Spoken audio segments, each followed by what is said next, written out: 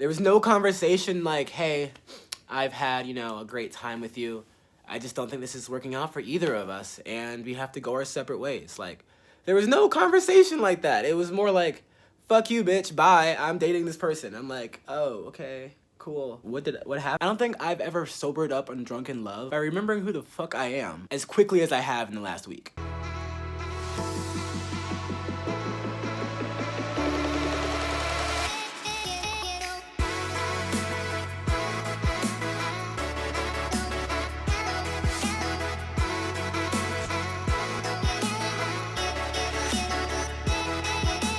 What's cooking, good lookins? Thank you so much for tuning back into this wonderful channel, this wonderful web series talking about dating with mental illness. Yeah, I don't like doing these videos. It's strange. Like, I'm trying to find the right balance between ranting on here about my my feelings, and then actually providing something productive for you guys, because breakups or whatever with relationships, the bad shit with relationships is always gonna hurt. But essentially, just to do a quick recap, I had been dating this person really on and off again for the past year and a half. There was a miscommunication, I think, around infidelity, and essentially, and I think it was a stupid miscommunication, but whatever. And on top of that, I think that this person had a lot of just bottled up feelings that maybe I didn't know about. And I say that because of the way they reacted, in the sense of breaking things off. So again, we weren't official, but we were working towards that way, and then they point blank said, I don't think I can do this anymore. Let's take things maybe slower. You have a lot going on in your life, clearly. I have things that I need to work on. Let's just, let's stop what we're doing now. Nothing should become, we shouldn't keep on progressing at this rate. Let's take things back to how they were maybe a month ago or 2 months ago. That was my understanding from the conversation. Having those attachment issues come back up, attachment related to my mother, who was not always in my life, or who would leave just because, or randomly. We don't really know why. She had her own mental illness problems. She would leave and just not say anything. Sometimes it'd be for a day, sometimes it'd be for a week, sometimes it'd be for 2 years. And so it'd be I'm seeing my mom consistently, then all of a sudden I don't see her for a year. And those traumatic experiences, reliving them, or at least not in the sense of a flashback, but reliving the emotions because they were triggered. If you want to know more details about that, and I go into, it's a 20-minute video, y'all. I go into tons of more details, so you can check out that video as well that I posted last week. Technically, I believe there are 2 videos, so it's 20 minutes. That's 40 minutes? I'm so sorry, y'all. I noticed that, and I was like, damn. What the fuck was I saying? Fast forward to this week, I've realized a whole bunch of shit, y'all. Number one, I've peeped something in the sense that, the thing that's hurt a lot throughout this is it's not that they left, or they wanted to end it or whatever. Obviously that's gonna hurt regardless. That's not what's pulling on the panic attacks, or causing me to just completely melt down in a mental illness type of way. We had that conversation I just talked about, or I just told y'all about, in terms of taking stages back. And we still talked after that. We still talked a little bit. We still talked a little bit, not a lot. It wasn't the same type of relationship it was before, obviously. And I thought that was them needing space. Basically, it was never communicated to me that this person was moving on. And by moving on, I mean moving on with somebody else. And that really bothered me. It ended up with them ghosting me, and me, they found out they were in Florida for vacation, but cool, I gave them their space, and then they come back, they don't hit me up, and I'm trying to contact them, and I can't, and that's because they're ignoring my phone calls. So then I text them, and then the only thing they have to say to me is that I'm dating somebody new now. I'm good. Because I asked them, I was concerned, genuinely, are you okay? I haven't heard from you. Are you doing fine? Especially because they were sick, before they left for Florida, I guess. I don't really know the entire timeline. What I am understanding from the timeline, though, is that this new person that they're dating, or, the person that I believe I have identified that they're dating, from the last conversation that we had together to basically when I found out when they texted me, I'm seeing somebody else, that was only 6 to 7 days. I don't know about y'all, and I am not one to delve deep into that type of things and peep shit. I don't do that in relationships, but come on now. Either you're just moving really fucking fast, and that's cool, you do you.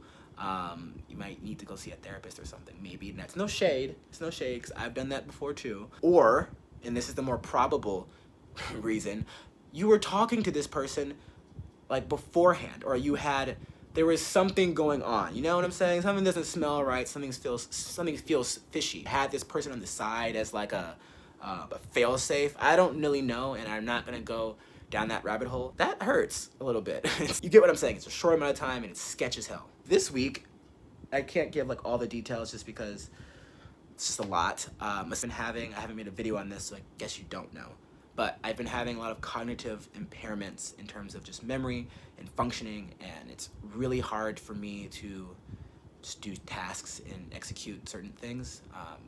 And I'll do a whole video on that. But a big part of that is working with computer screens. It's hard for me to look at the screen because of the light, and it hurts my eyes, and all the things are just jumbled, and it's disorganized thoughts. It's impossible. We use computers, we use screens for everything. So I realized that this person has my blue light glasses, which, say what you want, I'm not sure, like, you know, if it's all bullshit or whatever, but the blue light glasses have helped me in the past, which is why I have them, and I thought they would have helped me now. Considering that this person has them, I had to reach out to them and, you know, contact them to give me my fucking glasses. That did not go over well. Not only did I find out that they blocked me, which I don't understand why, because it's not like I've been texting them, you know, like, oh, take me back, take me back. I texted them once saying, you know, I hope you're okay, and then that's when I found out that they were dating someone new. And then towards the end of that week, I found out information that, you know, their brother was in a car accident, and just because they have their own mental issues, and I was just like, wow, you know, they didn't tell me that, but like, it's cool, it's cool. I genuinely was offering my help, nothing about us dating, nothing in that realm at all. I even said, like, don't respond, you don't have to respond, I just wanted to let you know that I'm here. Third communication was me trying to call them and realizing that I was blocked. They were being a hella sketch about it, you know, not responding fast enough, and I tried to convey to them it was an emergency because I had to do forms, sign up forms for work, and they were due, and I just could not process the information, and I'm not sure if they didn't believe me or if they were like, what do you just want to come see me? And I'm like, no. They didn't say that, but like, I'm not sure if that was in their mind. I'm not sure if they just don't want to see me, or like, I don't know what it was, but they were acting like as though I said, can we talk? That's like not what I said. I said, they could have left the glasses outside of their place or whatever, and I would have just driven by and grabbed them and been on my way. I was like, I have shit to do. It was just a very odd conversation, and I didn't get my blue light glasses because I literally ended the conversation. Once I found out that they were not at home, I was like, cool, thank you for your help. I will figure something else out, because again, that's all I cared about. Somehow in that, I don't really know what I did wrong, and I should add that I had to call from like a Google Voice number because again, I was blocked, and I wasn't gonna Instagram or anything like that because it just takes too long. I need the shit then. They texted me, hold on, let me just read the text message, let me find it. They texted me, I don't appreciate you calling and texting me from this random number, LOL, especially after I told you I'm currently seeing someone. I'll figure out how to get you the glasses, but I don't think it's appropriate for us to talk anymore. Now, like, given that I had explained to them my cognitive difficulties and how stressed I was with like the forms and stuff, like, I was having a day, and either that was not conveyed well enough, but I'm pretty sure it was. Regardless, like, that was like, I was sitting in the parking lot of like the post office, I think, so I had to pull over because, I mean, you shouldn't text and drive anyway, but I can't read screens, so it takes me forever to do whatever the hell I'm supposed to be doing. I literally was sat there and I was just like, okay, what? Number one, I was not expecting for them to just be like, I don't want to talk to you anymore, like, no more communication. Typically when I end relationships with people, I might not talk to them every day, you know, there might be a pause and, you know, we might take our space, but I've never cut somebody off in that way. Not that it's wrong, not that you shouldn't do that, but I didn't feel the need to do that.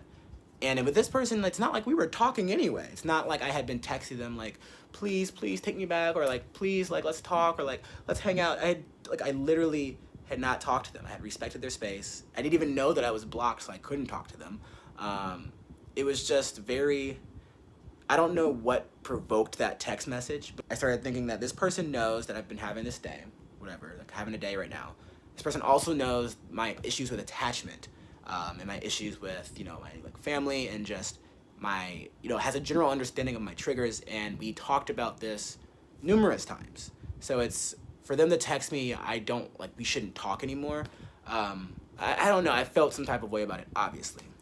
That sent me into a whole panic spree, and again, it wasn't necessarily over the idea of not talking. Yes, that hurts, but it was the idea that someone's leaving and it's because I'm not good enough and they've replaced me, and it just brought back a whole bunch of childhood, that shit. And when they added, especially because I'm seeing someone, and maybe that's why at the beginning, you know, when they got mad at me, or they always thought that I was doing some, like, cheating. I never was, but they always assumed that I was for whatever reason. Maybe they just have, like, insecurities about that with anybody, because obviously, I guess they can't text me or talk to me in a relationship if they're in a relationship. I don't know why. Because they were dating other people in the fall. They were dating someone in the fall, and we were still friends, you know. We were still trying to be friends and seeing what that would look like. I never mentioned anything about a relationship, anything about us, since we had the fight at the beginning of January. So I was kind of like, why? Like, where is this coming from? But again, maybe that's their own insecurities. Or maybe, like, the person they're dating told them to do that. I don't know. I called about my damn blue light glasses. And at the end of our conversation about the glasses, I said, thanks for your help. I'll figure something else out, once I realized that there was no way for me to get them in that moment, because that's what I needed them. I'll go to the store and buy them if they sell them there, or I'll order them from Amazon, 2-day shipping. I just kind of needed them in that moment because it was pretty urgent for me to complete those forms. So given that we hadn't talked and I had ended the conversation, why would you text me about, like, not talking even more? Like, why would you? It's like you've already stomped on me and now you're like, doing it even further. Like, why? And the reason why I called you from the random number is because you blocked me, bitch. So it's like, how else am I supposed to get in contact with you? Obviously, I'm not just using the number to text you, hey, what's going on?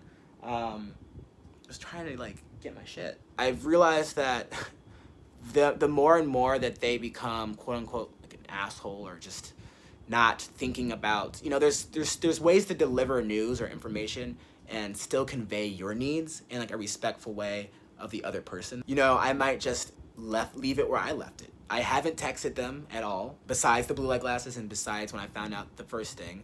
So why would you expect me to text you about something else? I don't know. Was it that uncomfortable for me to ask you questions? Like, I don't know. Like, just don't.